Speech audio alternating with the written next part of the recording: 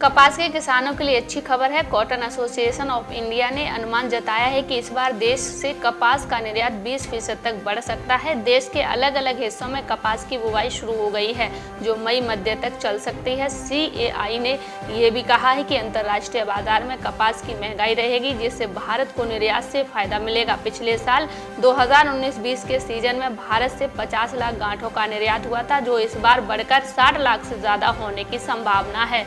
इस सीजन में 10 लाख से ज्यादा गांठों का निर्यात बढ़ सकता है, क्योंकि अंतर्राष्ट्रीय बाजार में कपास की भारी मांग है और बाजारों में अच्छी कीमत देखी जा सकती है। अन्य देशों की तुलना में भारत की कपास सस्ती है, इसीलिए बाकी देशों से भारतीय कपास की मांग बढ़ सकती है। इससे यहाँ के किसानों को बम्पर फायदा होने की उम्मीद है। फिलहाल भारतीय और अंतर्राष्ट्रीय बाजार में कपास के दामों में अंतर 10 से 15% तक देखा जा रहा है।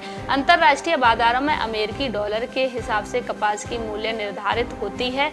31 मार्च 2021 तक भारत से 43 लाख गांठों का निर्यात हो चुका है। CAI ने इस साल कपास की उपज में इजाफा होने की संभावना जताई है। देश के उत्तरी क्षेत्र में कपास की बम्पर बुवाई हुई है, जिससे 360 लाख गांठों तक पैदावार बढ़ सकती है। फरवरी में जो अनुमान लगाया गया था, उससे कहीं ज्यादा इस बार पैदावार निकलने की संभावना है। एक अनुमान के मुताबिक 2020-21 में 360 लाख कपास की गांठें पैदा हो सकती हैं। देश के उत्तरी इलाके में 1.5 लाख गांठ इस बार ज्यादा होने की संभावना है। हरियाणा, ऊपरी राजस्थान और निचले स्थान में इस सीजन उत्पादन बढ़ने की उम्मीद जताई गई है। पिछले साल भी देश में 360 लाख गांठों का उत्पादन हुआ था।